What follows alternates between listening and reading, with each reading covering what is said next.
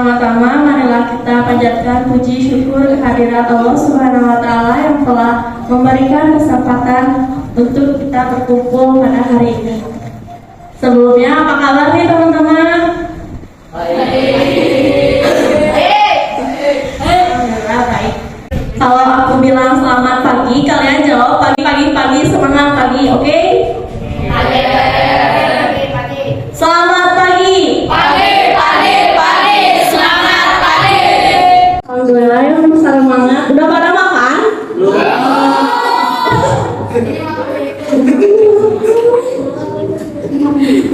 Ada pepatah bilang tak kenal maka tak sayang. Jadi perkenalkan, nama aku Mutia Reza Salia dari program studi ilmu komunikasi dari Universitas Kebangsaan Republik Indonesia. Di sini aku sama rekan aku ada Teh Fani, Teh Putri, Teh Bila, sama Teh Sera. Sebelum teman-teman ada yang tahu nggak sih apa di media sosial itu ada apa aja? Coba ada apa aja di media sosial? Ada IG, ada WA, ada Facebook. Ya benar ya teman-teman. Jadi langsung aja ke pemateri pertama yang akan dibawakan oleh Teh Putri Satya mengenai materi media sosial sebagai alat komunikasi massa. Kepada Teh Putri silakan.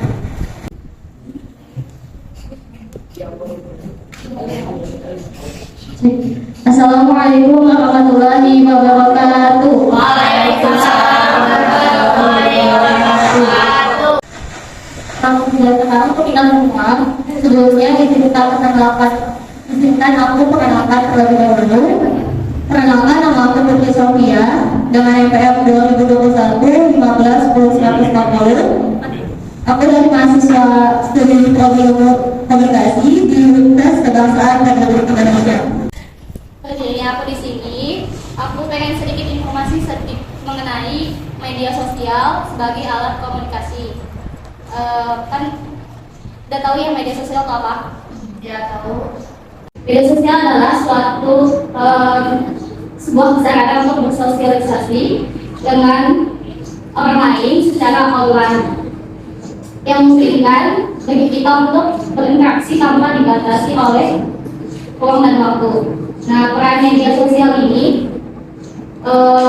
sebagai alat komunikasi dengan meningkatkan penggunaan sebagai Instagram, Twitter, Facebook, TikTok, dan lainnya telah mengubah cara kita berkomunikasi, berbagi informasi, dan berinteraksi dengan orang lain. Maksud dari media sosial sebagai alat komunikasi masa saat ini, penggunaan media dengan mudah menyebarkan pesan informasi, berbagi, merepost video, foto, konten dapat dengan cepat menyebar dan menjadi viral. Contohnya kayak BK.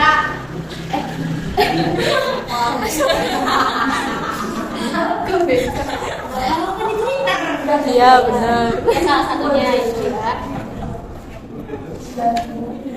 Terus dengan hal ini memungkinkan informasi, berita, dan opini untuk mencapai banyak orang dalam waktu yang singkat. Nah, keuntungan media sosial ini saat ini, yang pertama, memanfaatkan media elektronik seperti televisi dan radio itu sudah tidak jarang ya, lebih ke media sosial. Beritanya lebih menjadi cepat viral. Terus tidak hanya itu, media sosial juga bukan lagi untuk konten hiburan, tidak lagi, namun saat ini menghadirkan fitur seperti shopping online. Nah, siapa yang suka check out?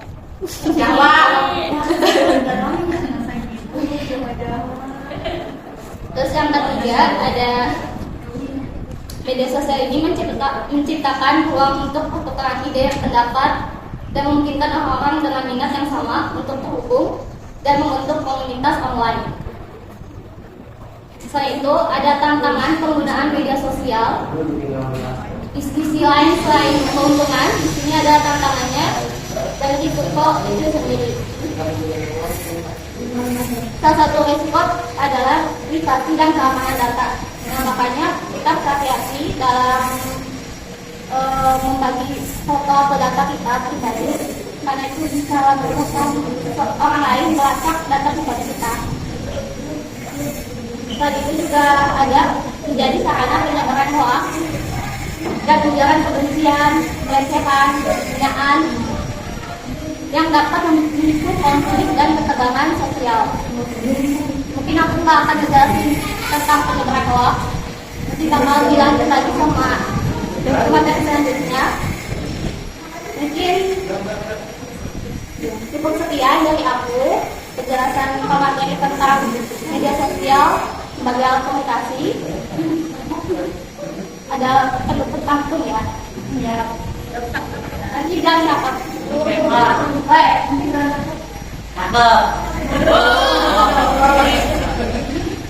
Nah, teknik ikan dari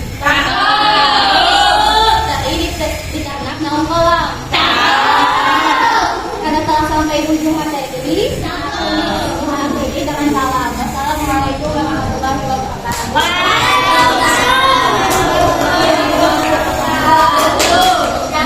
Terima kasih kepada Ada Putri. Jadi kesimpulan dari materi media sosial sebagai alat komunikasi, yang pertama ada pengenalan media sosial, yang kedua peran media sosial dalam komunikasi massa, yang ketiga keunggulan media sosial sebagai alat komunikasi massa dan tantangan penggunaan media sosial.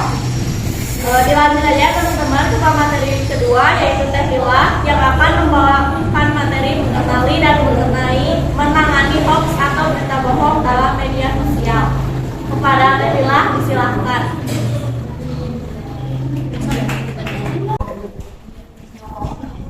Assalamualaikum warahmatullahi wabarakatuh. Selamat pagi semuanya, salam sejahtera untuk kita semua. Sebelumnya, izinkan aku untuk memperkenalkan diri terlebih dahulu ya. Perkenalkan, nama aku Nursalila Nurmanida, dengan 2020 11157. Aku mahasiswa dari program studi ilmu komunikasi di Universitas Kebangsaan Republik Indonesia. Aku di sini sebenarnya pengen kasih sedikit informasi aja sih tentang bagaimana mengenali dan menangani berita hoax. Nah, di sini sudah ada yang menggunakan media sosial? Sudah. Seperti Facebook, Instagram, Twitter, TikTok, WhatsApp, atau yang lainnya? Sudah. Nah, aku yakin semua pasti sudah menggunakan media sosial ya, apalagi saat ini kita di zaman digitalisasi, di mana semua aktivitas, semua kegiatan itu dapat dilakukan di media, terutama di media sosial. Nah, karena adik-adik semua di sini sudah paham menggunakan media sosial, pasti nggak asing nih dengan istilah berita hoax. Aku pengen tanya di sini, ada yang tahu berita hoax itu apa? Boleh angkat tangan. Berita bohong. Aku berdiri perkenalan apa desa? Ada yang tahu boleh? Ada yang tahu?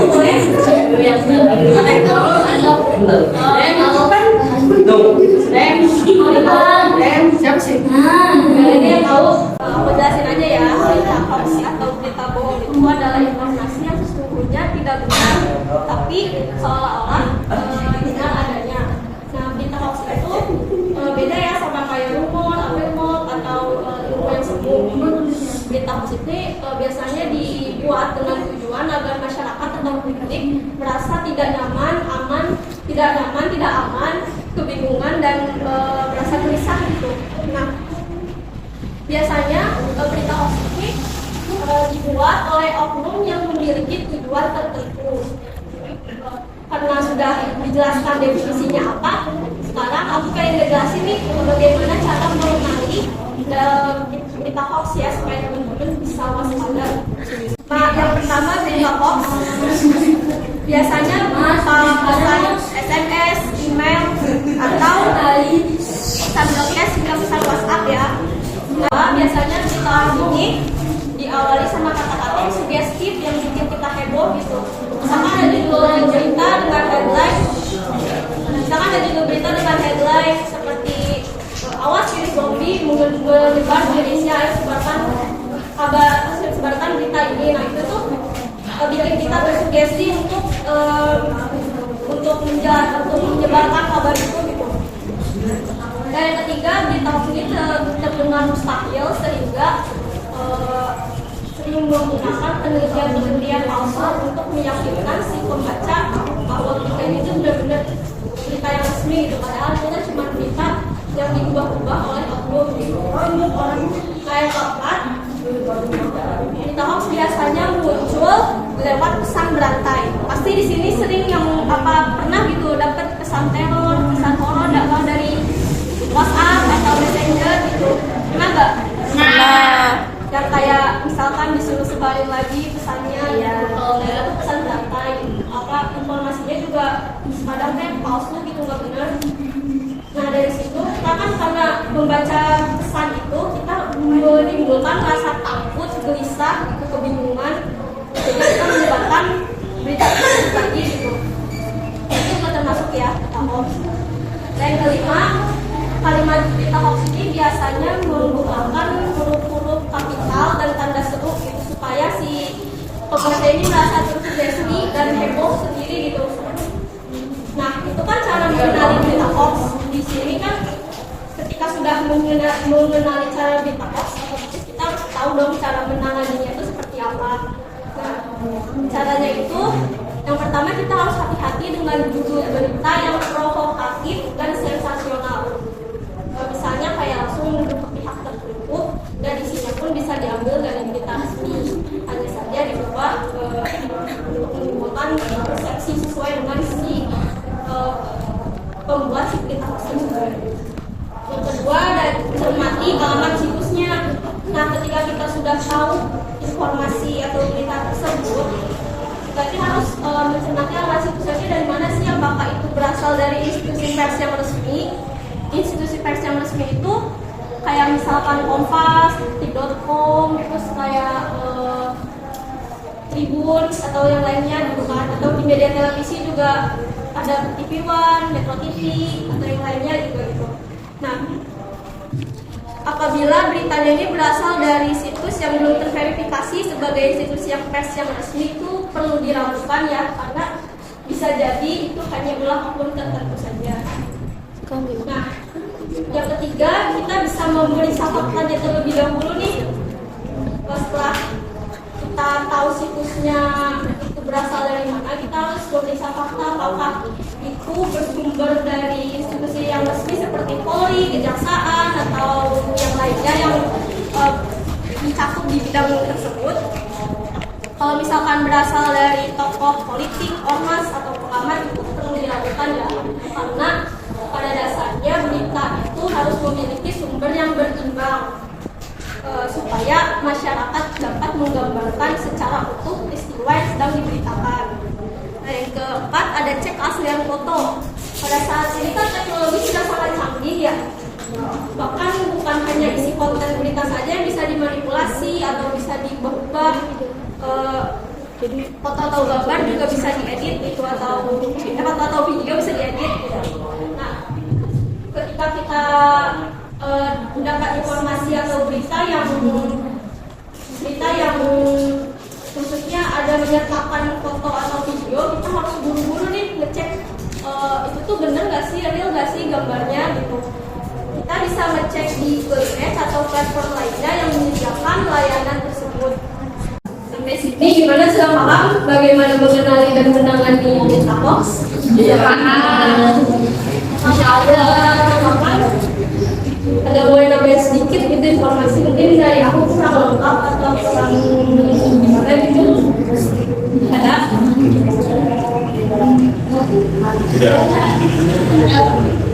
Ada. Kalau tidak ada, sekian dari aku. Bila ada kata-kata yang aku ada pantun lagi nih. Boleh. Ini udah tahu ya. Budina jual bonsai. Duduk makan strawberry. Semuanya telah selesai. Saatnya saya undur diri. Wassalamualaikum warahmatullahi wabarakatuh. Waalaikumsalam warahmatullahi wabarakatuh. Terima kasih kepada Teh Hila. Jadi kesimpulan dari berita hoax itu berita hoax itu dibuat buat bikin masyarakat gak aman atau khawatir ya. Jadi jangan gampang percaya sama berita yang beredar, harus cari tahu dulu kebenarannya. Kita lanjut ke materi terakhir teman-teman yang akan dibawakan oleh Teh Fani mengenai bijak dalam media sosial. Kepada Teh Fani disilahkan.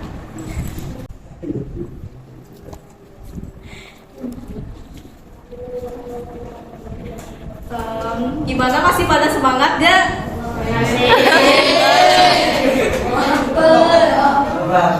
Teman-teman, kalau aku bilang hai, teman-teman bilang halo ya. Terus kalau aku bilang halo, teman-teman bilang hai ya. Hai. Halo.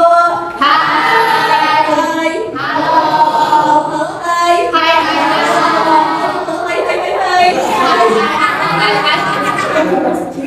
Oke, langsung aja ya.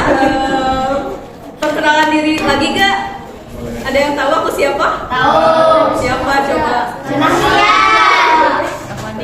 Iya.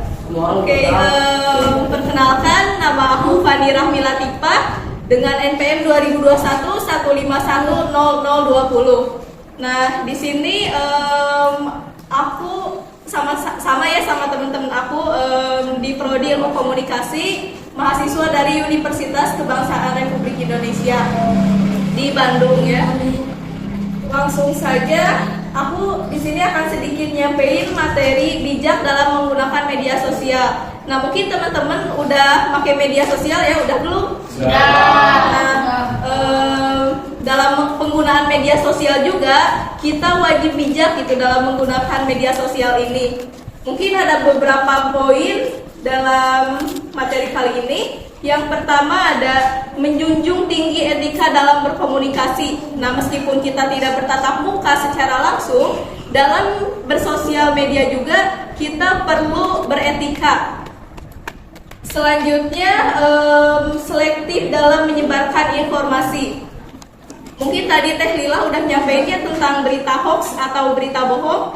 Nah, kita juga perlu gitu memilih dan memilah berita mana yang benar adanya atau yang bohong. Selanjutnya, tidak menyebarkan rahasia pribadi ke ranah publik. Di sini siapa yang suka curhat ke media sosial? Ada kan? Yang misalnya bikin esai, aduh aku lagi galau nih, abis ini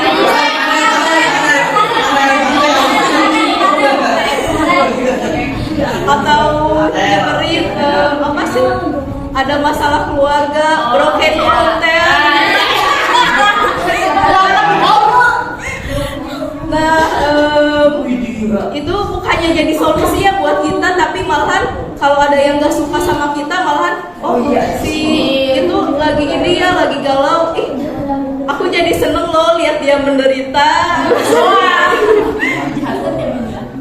Jadi itu bukan apa sih menjadi solusi, tapi orang lain malah menjadi bahagia gitu ya lihat kita menderita kalau ada orang yang gak suka sama kita. Nah, selanjutnya bijak dalam mengatur waktu online. Di sini dalam penggunaan media sosial kira-kira berapa jam nih sehari? 24 jam. Aduh, gak tidur ya 24 jam. Nah, mulai dari sekarang kurangin ya main media sosialnya, soalnya kalau terus-terusan main HP gitu, jadi interaksi sosial dengan keluarga atau teman-teman itu jadi berkurang. Selanjutnya ada jangan lupakan hak cipta saat menyebarkan sesuatu. Misalnya teman-teman post atau nge-upload foto atau video, terus captionnya teh nyari di Google, ada gak yang nyari di Google kata-katanya teh, captionnya teh kata-kata mutiara. Nah, itu harus nyantumin hak ciptanya ya. Kalau kita gak mencantumkan hak cipta, kita bisa dilaporin juga itu. Selanjutnya, hati-hati menyebarkan data pribadi. Kemarin-kemarin sempat rame ya, saling upload identitas diri, contohnya upload KTP atau apa gitu. Nah, itu nggak boleh sebenarnya, itu apa sih fatal banget menurut aku ya. Pinjol. Tuh bisi apa sih, ada yang ngelilingin pinjol atau identitas kita dijadiin penipu gitu. Nah itu harus dikurang-kurangi atau dicegah lah. Nah jadi kesimpulan kali ini media sosial itu ada apa sih, menjadi dua mata pisau ya, ada menjadi kebaikan atau keburukan, itu tergantung dari kita. Mungkin gitu aja dari aku ya, gak usah panjang-panjang. Terus gak ada pantun juga ya, maaf. Gitu aja. Assalamualaikum warahmatullahi wabarakatuh. Waalaikumsalam warahmatullahi wabarakatuh. Terima kasih kepada Teh Aning yang telah menyampaikan materi bijak dalam media sosial. Jadi kesimpulannya, teman-teman jangan nyebarin data privasi gitu ke media sosial, ya kan bahaya ya, gak ada yang tahunya orang lain gimana, takutnya malah ada niat buruk. Gak kerasa ya teman-teman, tuh udah di penghujung acara. Sebelum acaranya ditutup, kita games dulu yuk. Gamesnya nanti kalau aku bilang pagi, kalian tepuk tangan sekali. Kalau aku bilang siang, kalian tepuk tangan 2 kali. Kalau aku bilang sore, kalian tepuk tangan 3 kali. Kalau aku bilang malam, kalian jangan tepuk tangan. Nanti ya, kalau ada yang salah dihukum ya. Ya, siap. Pagi. Gak kompak. Coba ulang. Ada di pagi ya, dilihatin. Pagi, sore, siang, malam.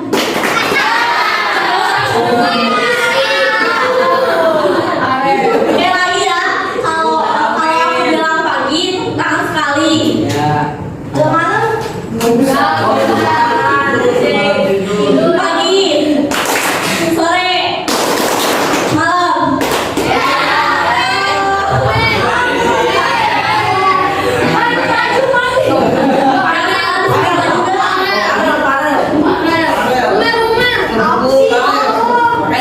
Sekali lagi ya, yang salah maju ya.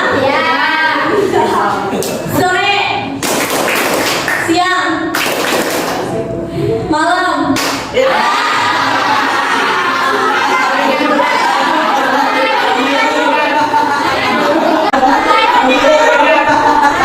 Sekali lagi ya. Saya liatin. Pagi, sore, siang, pagi, sore, siang, pagi, sore, malam.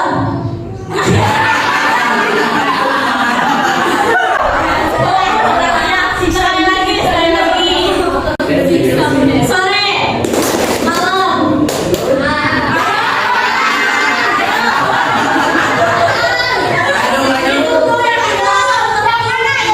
Pakai baju abu.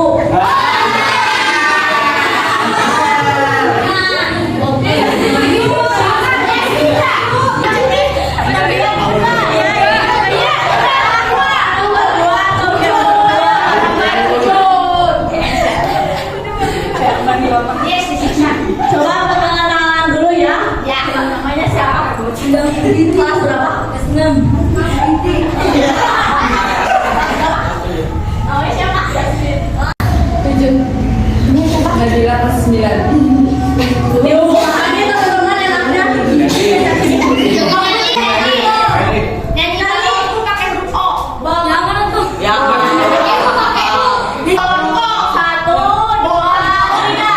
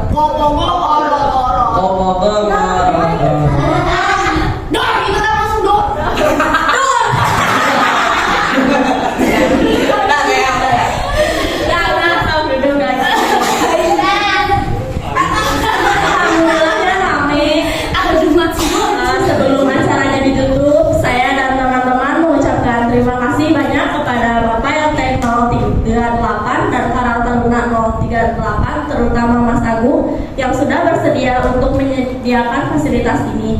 Dan terima kasih juga kepada teman-teman yang sudah hadir pada acara penyuluhan penggunaan media sosial. Saya pamit undur diri. Wassalamualaikum warahmatullahi wabarakatuh.